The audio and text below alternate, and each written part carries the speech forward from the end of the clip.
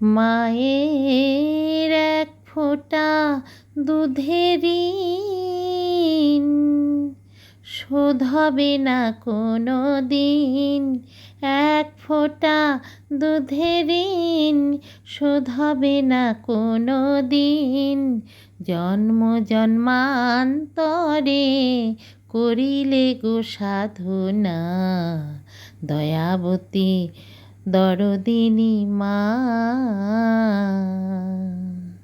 দয়াবতী দরদিনী মা গো আমার, দয়াবতী দরদিনী মা।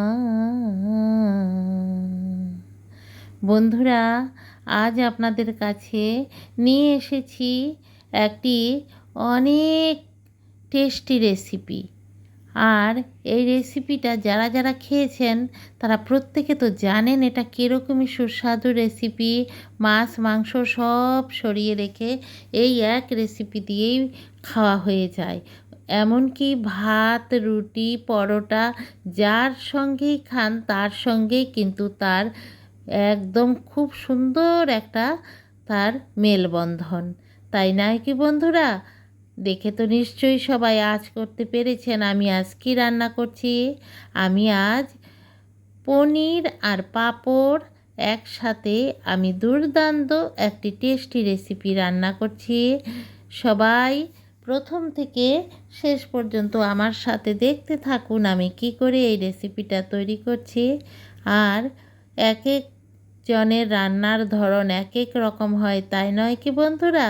তাই আপনারা হয়তো বা রান্না করেন আপনাদের মতো, আমি আমার মতো করি। আজ আমার মতো কী করে রান্না করি তাই আপনারা দেখুন আজকের রেসিপিটা। খুব দুর্দান্ত একটি টেস্টি রেসিপি। এই রেসিপিটা ঘরে যদি আপনারা নিরামিষ দিনে রান্না করেন দেখবেন যে মাছ মাংস নেই বলে কোনো কারোর আপত্তি থাকবে না। বাচ্চা থেকে বড় সবাই কিন্তু একদম চেটে পুটে খেয়ে ফেলবে, এত দুর্দান্ত টেস্টি এবং প্রতিদিন খেতে চাইবে। তাহলে বন্ধুরা দেখতে থাকুন আজকে রেসিপিটা আমি কি করে করছি। আর যে যেখান থেকে আজ আমার ভিডিওটি দেখছেন সকল বন্ধুদের রইল দৈনন্দিন জীবন চ্যানেল 2 এর পক্ষ থেকে অনেক অনেক ভালোবাসা আমার সকল বন্ধুদের। আর নতুন কোনো বন্ধু যদি আজ আমার এই ভিডিওটি দেখছেন নতুন বন্ধুদেরও অনেক অনেক ভালোবাসা। বন্ধুরা, আশা করি আমার সকল বন্ধুরা সুস্থ আছেন ভালো আছেন, আমিও ভালো আছি বন্ধুরা। তাহলে দেখতে থাকুন। আর আজকে এই রান্নার সাথে আমি আপনাদের সঙ্গে আমি একটি আলোচনা করছি, শুনতে থাকুন বন্ধুরা এবং আপনাদের সবার ভালো লাগবে। একটি আমি আপনাদের সাথে গল্প শেয়ার করছি এবং গল্পটি কিন্তু একদম সত্যি ঘটনা। তাহলে বন্ধুরা আমি আমার গল্পটি শুরু করছি। আর এই গল্পটি কিন্তু কোনো বই পুস্তকের গল্প না, এটা একদম একটা মানুষের জীবনের আমার চোখের দেখা। তাহলে বন্ধুরা প্রথমেই আমি শুরু করেছিলাম এক লাইন মায়ের গান দিয়ে। আমরা সবাই কিন্তু মায়ের ঋণ কোনো দিন শোধ করতে পারবো না। বন্ধুরা আপনারা চিন্তা করে দেখেন যখন আমরা জন্ম হয় আমরা কিন্তু এই মাই আমাদের এই পৃথিবীতে আনে, তাই নয় কি বন্ধুরা? 10 মাস 10 দিন আমাদের গর্ভে ধারণ করে আমাদের কি করে আমাদের মা আমাদের নিয়ে এভাবে দিন কাটায় তা চিন্তা করলে কিন্তু বুকের ভেতরে কিন্তু খুবই দুঃখ লাগে। কিন্তু সবার লাগে না বন্ধুরা। এমনও সন্তান আছে তারা মায়ের কথা কোনো সময় ভাবে না। যখন ছোট থাকে তখন কিন্তু বন্ধুরা মা ছাড়া কোনো গতি নেই। মা ছাড়া যে কোনো মানুষ দেখলেই তার কাছে যেতে চাইবে না। একটা ছোট বাচ্চা হোক বা 1 বছর 2 বছরের বাচ্চা হোক, মানে মা ছাড়া থাকতেই পারে না। কোনো সময় মা কোনো কাজে দরকারে যদি একটু কোনো দিকে মায় গেল বাচ্চা সারাদিন চিৎকার করতে থাকবে। কী কারণে? সে যে মায়ের সঙ্গে তার স্বার্থের সম্পর্ক আছে গো। জন্ম হওয়ার পরে একটা বাচ্চা কি খায়? ওই মায়ের স্তনই পান করে। আর মায়ের দুধের কিন্তু কোনো আর বিকল্প নেই। যত কিছু বাচ্চাদের খাওয়ান অসুখ বিসুখ হবেই, কিন্তু বাইরের তোলা খাওয়ালে। কিন্তু আপনারা যদি ফিড না খাইয়ে মার দুধ আপনারা ছোট বাচ্চাদের খাওয়াতে থাকেন, তাহলে দেখবেন আপনার বাচ্চার কিন্তু অনেক রোগশোক কম থাকবে। বাচ্চা কিন্তু খুব সুন্দর একটা সুস্বাস্থ্য নিয়ে বড় হতে থাকবে। আর ছোটোবেলা যদি বেশি অসুখ বিসুখ হয় তাহলে কিন্তু স্বাস্থ্যও নষ্ট হয়ে যায়। আর এই মাকে কিন্তু আমরা যখন ধীরে ধীরে বড় হই, তখন কিন্তু স্কুল কলেজে যখন যাই তখনই মার থেকে অনেকটা দূরে আমরা চলে যাই। হাতে ধরে আমরা বাচ্চাকে স্কুল কলেজে নিয়ে ধীরে ধীরে আমরা যখন আমাদের কাছ থেকে দূরে দিয়ে দেই, কিন্তু তখনই আমরা মনে মনে ভাবতে হবে আজকালকার যুগের দিনে বাচ্চারা আর ঘুরে কিন্তু মায়ের কথা চিন্তা করাটা অনেকই কমে যাচ্ছে। আর এইভাবে কিন্তু ধীরে ধীরে আমরা দেখা যায় একটা ভালো মন্দ একটা সুস্বাদু জিনিস যেটা খেলে খুবই টেস্টি লাগে মায়ের মুখে, মা কিন্তু একটু খেয়ে নিজের বাচ্চার কথা মনে করে সেটা আর মার মুখে যায় না, তার নামই মা। আর এই মাকেই যখন ধীরে ধীরে লেখাপড়া শিখে সংসারের অনেক আর্থিক অসচ্ছলতার ঘরের ছেলে মেয়েদেরও মায়েরা নিজের শখ আহ্লাদ, নিজের কোনো একটা পছন্দের জিনিস বা নিজের প্রয়োজনীয় জিনিস সব ত্যাগ দিয়ে নিজের সন্তানকে সব কিছু দিয়ে যখন ছেলেকে বড় করে চাকরি বাকরি হয়, মার কি আশা থাকে? মায়ের আশা থাকে যে এখন কষ্ট করছি, আমার ছেলে যখন চাকরি পাবে তখন তো আর আমার কষ্ট নেই, ছেলে যখন উপার্জনশীল হবে তখন তো আমার কষ্ট নেই। কিন্তু আজকালকার এই জগতে সেই কথা একদমই ভুল।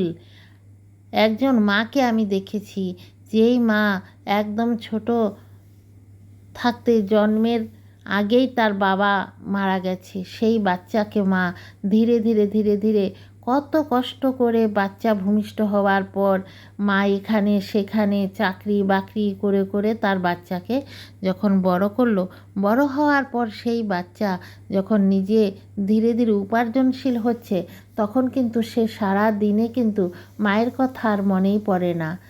যখনই বাড়িতে আসে মায়ের জন্য তার কাছে কোনো সময় নেই। সে তার সংসার, তার সব কিছু, মায়ের যা আছে সবই তার, তার কিছুর কথাই সে ভাবতে চায় না যে মা আমাকে কি করে এত বড় করলো।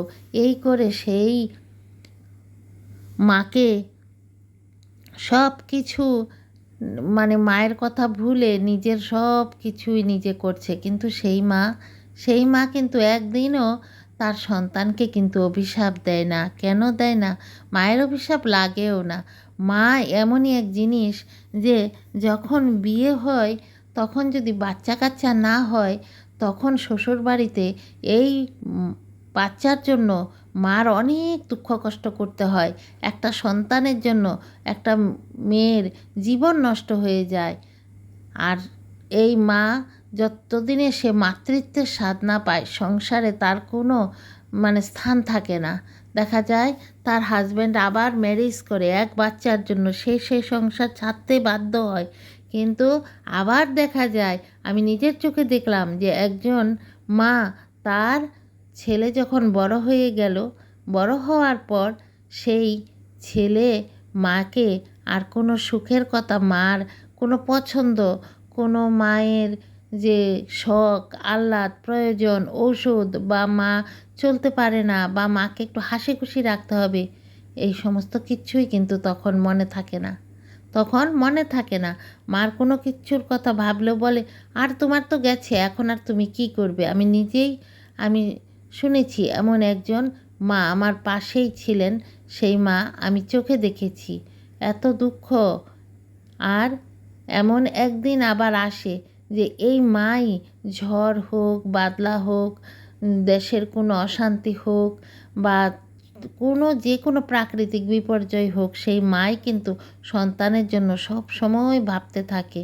মা কিন্তু সন্তানের কোনো সময়ও সন্তান কিছু আমাকে দেয়নি তার জন্য মার স্নেহ মমতা কিন্তু কমে না। আর সেই সন্তান কিন্তু মনে রাখে না যে আমার মা আমার জন্য কত কষ্ট করছে। ছোট থাকতে একটা মা যখন বাচ্চা পটি করতো, পেচ্ছাপ করতো, মা সারা রাত ঘুমাতে পারতো না। এমনও দেখা যায় মা পেচ্ছাপের মধ্যে শুয়ে আর তার বাচ্চাকে নিয়ে ভালো জায়গায় ঘুম পাড়িয়ে রাখে। আমার বাচ্চার যেমন কোনো রকমেও বাচ্চার ঠান্ডা না লাগে। তাই না বন্ধুরা? আমরা সবাই যারা মা হয়েছি আমরা তাই সবসময় বুঝি। এই কারণে মাদের বিকল্প হয় না, মায়ের বিকল্প কোনো দিন হয় না। মাকে কেউ কোনো দিন খারাপ ব্যবহার করা ঠিক না। কারণ এই পৃথিবীতে আমরা যা কিছু ভোগ করছি সবই আমাদের মায়ের ঋণ আমরা কোনো দিন শোধ করতে পারবো না। তাই আমার খুব দুঃখ লাগছে এগুলি দেখে। মনে আজ আপনাদের সাথে শেয়ার করলাম বন্ধুরা। আর গল্পের সাথে সাথে দেখুন আমার এই পনিরের রেসিপিটাও কত সুস্বাদু। আমি পনির আর পাঁপড় দিয়ে রেসিপি করলাম, আলু দিয়ে, নিরামিষ। কত টেস্টি হয়েছে। আপনারাও এরকম করে রান্না করে খাবেন। স্বাস্থ্যকর এবং হালকা পাতলা রেসিপি এই গরমের মধ্যে বন্ধুরা, খুবই হালকা পাতলা কম মশলায় রান্না করেছি।